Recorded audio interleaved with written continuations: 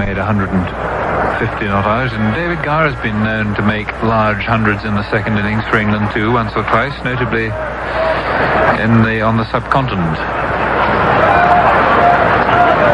And this is a dry pitch which has a slightly subcontinental look about it as Hughes comes in and bowls outside the off stump, but sparks a bit of life out of it there by digging it in short and putting everything into the ball and holding his bat in line with the off stump, just let it go through to wicketkeeper Healy, who goes for a little chat with Taylor and Alderman, who are together. I wonder if Terry Alderman's got a bit of a cold or something, because he did twice go off for a drink and he's blowing his nose at the moment. This is the 19th over of the England innings.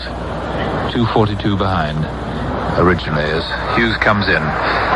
Bowls outside the off stump. Quite a quick delivery. Gatting padding up. Let it go through. It wasn't so very far outside the off stump. But with the slope leaning down towards the tavern side, he felt quite correctly that he was safe to leave that alone. Lords full again for the third day running. A wonderful sight. And that new mound stand again reminding one rather of a cruise ship full of sunbathing spectators. As the brawny Hughes comes in and bowls to Gatting, and Gatting's hit on the pad and appeal for LBW. It did a lot, that, and Gatting was on the front foot, and umpire Bird says no, not this time. I did cut back at Gatting though. It was well bowled.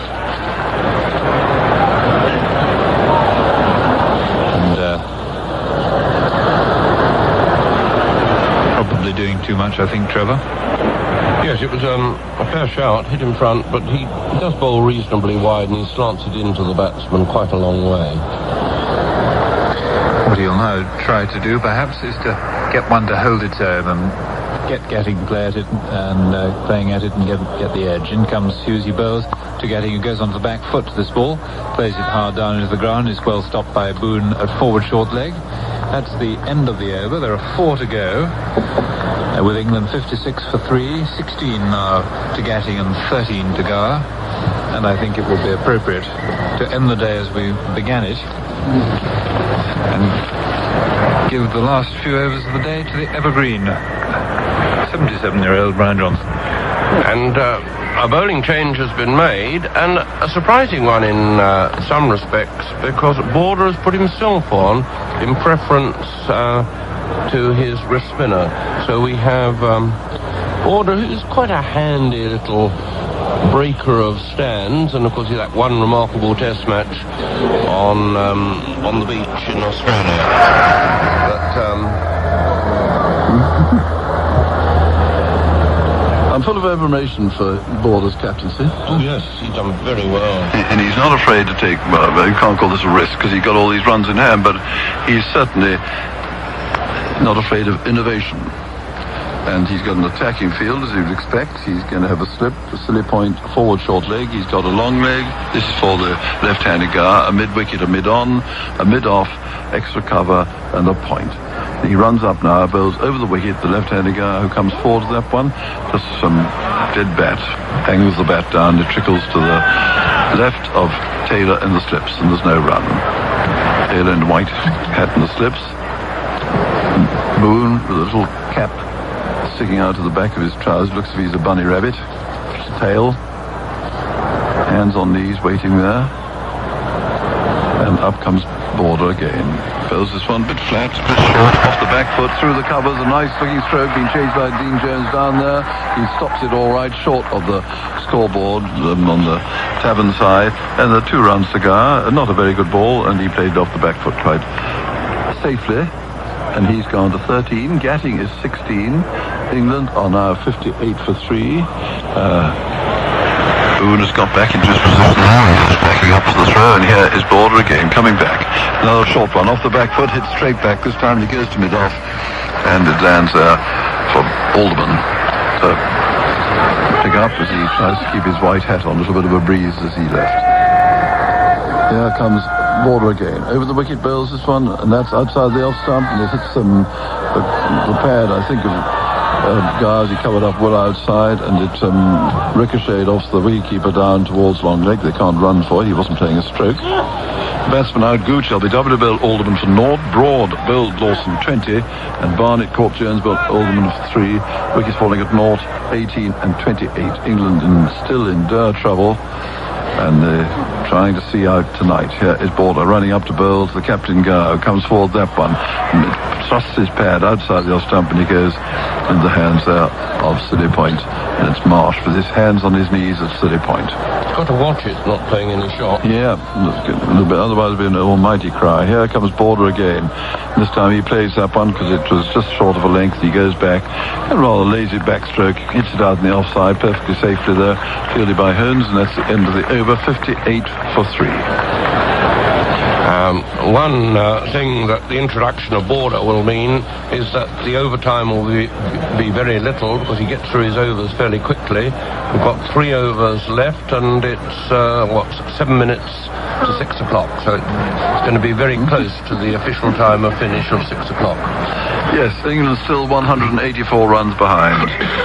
In case you only just switched on, Australia at 403 were out at last for 528, to which Waugh made another not out, 152 not out, Hughes 30, Holmes 21, Lawson 74, yes, Lawson 74, up comes Hughes now, bowls to Gatting, that one lifts and he goes up on his toes, keeps up well down, drops down in front of him, fielded by Dean Jones at Silly Point. That was a good ball, that, but Gatting played it well. And Alderman was LBW bowled Embry for 890, next was 528, a lead of 242, Dilly 34 overs, 2 for 141. Foster, 45 overs, 3 for 129. Jarvis, 31 overs, 1 for 150. Embry, 42 overs, 4 for 88. 12 of them maidens, and Gooch 6 overs, 0 for 9. And it's Hughes running in with those short steps. Now he lengthens out, comes past Dickie Bird, bowls. That one again lifts a little bit, but Gatting gets up on his toes, pushes it up to mid-on, and it's fielded by Waugh. Has a good look at the ball. Waugh, who played quite magnificently for his 152. That is 329 minutes, 249 balls, hit 17 fours, and just wanted to go on and on. I mean, this is the sort of chap who one day is going to make 300, because he doesn't seem to bother, doesn't go mad after he's made runs. Remember, he's only batting number 6 now. When he gets promotion, maybe to 4, he'll have longer. So fairly ominous years ahead for England. And up comes this one now outside the off stump and fielded well in the gully, played off the back foot. Marsh getting down to it quite quickly. Hughes pitching it outside the off stump, kept it down, and Marsh fielded 3 slips in the gully, a forward short leg and a Silly Point. Border in the nice luxurious position of being able to have an attacking field the whole time. Plenty of runs to play with. After this, there'll just be 2 overs remaining. It'll end up very nearly, I suppose, 3.5 minutes past 6 or 5 past 6. Up comes Hughes again, bowls, and that's a short ball, lifted. Gatting just leant back and went past him, taken there by Healy, no run. Dickie Bird is pacing up and down, looking as if he's dropped something. Yes, Beardus? Oh no, you've got your glasses up, field glasses. I thought you were raising your microphone to say something. 58 for 3 on the board. 184 runs still behind. And Hughes, this is his 3rd over. He's gone back. Gatting waits for him with a Silly Point in the short leg. And Hughes comes in slightly sideways. He runs up and now he bowls. And Gatting plays this one. You heard him hit the turf first and then the bat ball, but it went all along the ground, out into the covers, and fielded by Holmes, no run. So Alderman 8 overs, 2 for 23. Remember, he took 5 wickets in each innings up at Headingley, and he took 3 in the first innings here, so he's got 15 wickets in the series. Lawson 9 overs, 3 maidens, 1 for 21. And Border just 1 over for 2 runs. And we still see the regular leg spinner, and of course Waugh. Up comes Hughes now, running in from the nursery end, bowls to Gatting. Gatting lets that one go outside the off stump quite a long way. He hasn't got a player stroke, taken there by the wicketkeeper. So there are now 2 overs to be bowled today. England are 58 for 3, and that was very nearly a maiden over. In fact, I think it was 3 overs, 1 maiden, 0 for 8. Yes, that showed a certain amount of judgment from Gatting, because it was fairly close. But it was, I suppose it was another half set of stumps away, but that's reasonably close when a bowler like Hughes, who slants the ball in to the right-hand batsman. And it's Border now to the captain to captain. Captain to captain, yes. Very tense over this. Essential for Gar not to get out. His Border comes up and bowls to him, and he pads outside the off stump, but he doesn't hit his pad.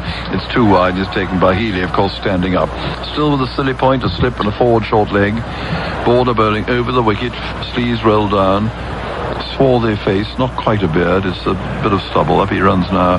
Bowls well pitched up outside the off stump, and that one padded away there by Gar, and it trickles up on the offside, and Alderman runs up from mid-off to field. 58 for 3, 184 runs behind. Australia all out in the end for 528. At lunch they were 381 for 8. This one is outside the off stump, played off the back foot firmly by Gar, perfectly a reasonable stroke, and is fielded by Alderman. So if Gar can get through this over, England at least would start with two of their premier batsmen still at the crease. Very essential is there to try and save this match. Up comes Border now, over the wicket, bowls. Gar pads there, doesn't play the ball at all, thrusts out that pad, and down the pitch it comes, and Border picks it up, gives it a little bit of polish. This is incidentally the 22nd over of this innings with this ball, and what success they've had. Gooch out for naught. It's terrifying after 2 minutes, first over. Broad bowled Lawson for 20. Barnett caught Jones, bowled Alderman for 3. Away goes Border now, in at an angle, over the wicket, bowls, tossing it up, and Gar hits a full pitch there, and he just angles the bat, so he goes to backward point, fielded by Holmes.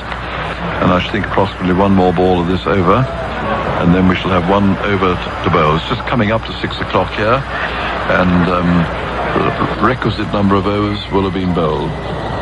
88, so you take off 2 for the interval between innings. Up comes Border now, bowls this one, and that's outside the off stump, and he's padded up again. And Marsh says to umpire Bruce, how's that? Well, that's where we have to leave Brian Johnston at Lord's. More commentary on Monday at 11:15 and 13:45. A final rundown of the county cricket at Ilford. Warwickshire 315 for 9 against Essex.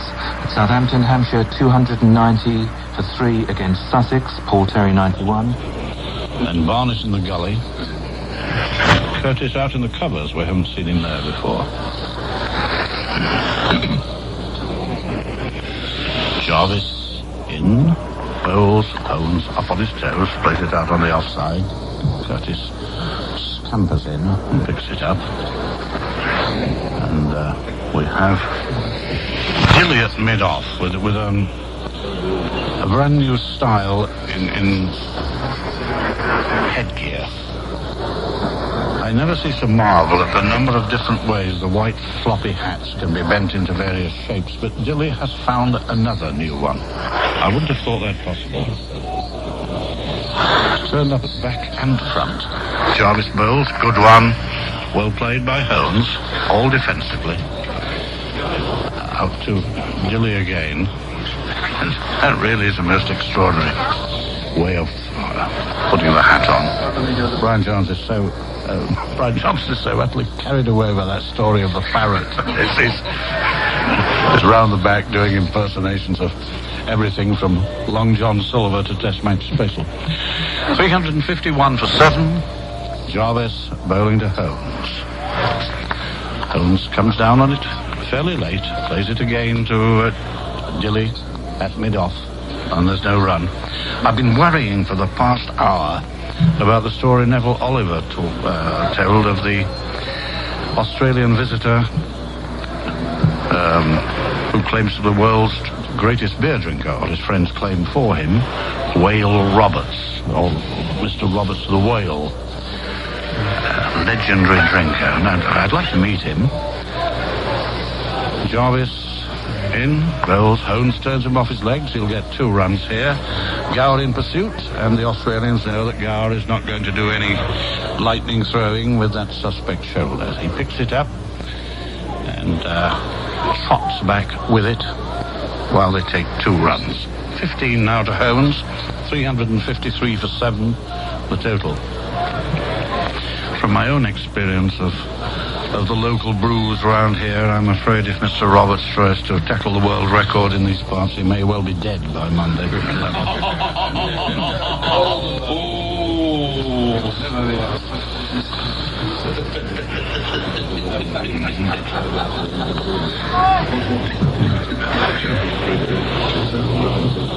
Jarvis, back to his mark.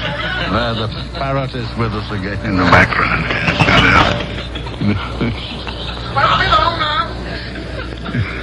Jarvis.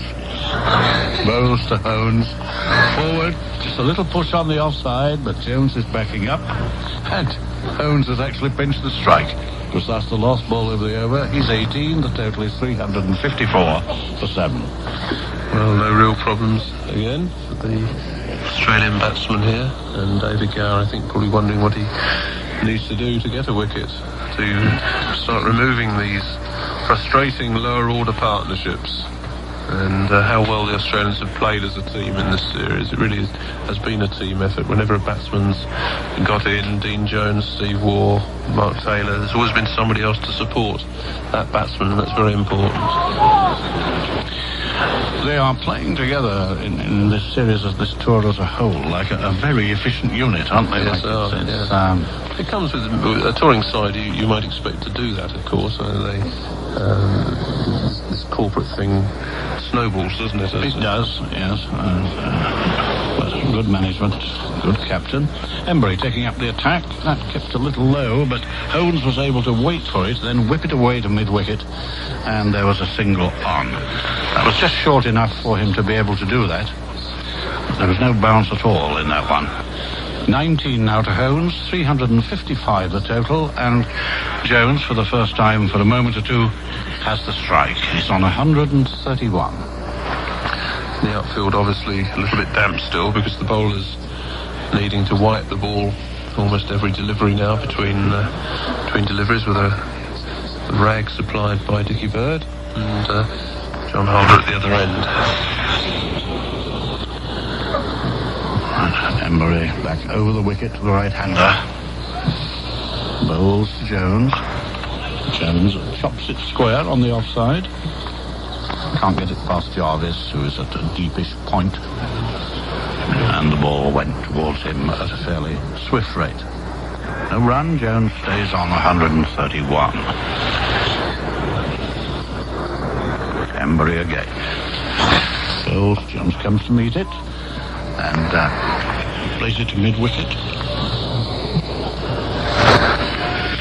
Barnett, the fieldsman there, no run. It's always a fascinating little battle of wits between Embury and Jones. What comes this time? Embury rolls it round, holds it back a little. Jones misses it completely, coming down the pitch, takes it on the pad, it runs out on the offside. And Embury employing all kinds of variations. Jones attempting to counter them all, and indeed to take the battle to the enemy.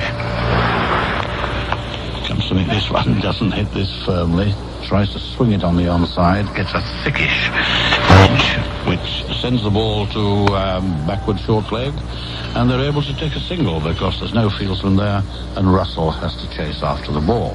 132 to Jones, 356 for 7 the total, the only wicket to fall today since play began at 3 o'clock, with interruptions. Hughes caught both and bowled Dilly for 2 when the total was 299. So this 8th wicket pair have now added 57 runs. John Embury deciding a little change of tactics needed now against the left-hander. He's going to try bowling over the wicket. In fact, John Embury, sometimes when he's bowling over the wicket, manages to get so close in front of the stumps that his arm actually comes over from leg stump and outside. Now we have him bowling to Hones, who puts the bat firmly to the ball, but only sends it to Gower at silly mid-off. No run. He was one of 3 close catches in position there. 356 for 7 at the end of the over. So that's the current situation there. A quiet period of play. Jones on 132 not out and Holmes on 19 not out. And quite frankly, in this series so far, Australia has just straightforwardly outplayed England in every single department of the game, in my opinion. Right, I've heard that there's some drizzle going on at the moment. And they were, after their 55 overs, at a state of play of 243 for 7, with Alan Lilly 5 short of his century, 95 not out. And Nottinghamshire, we can now rejoin with some commentary there with Steve Blofeld, and the score is 17-1. It is Levo once more, running away from us, the pavilion behind him. He's now he bowls, broads forward, letting it away down to Pritchard at mid-wicket.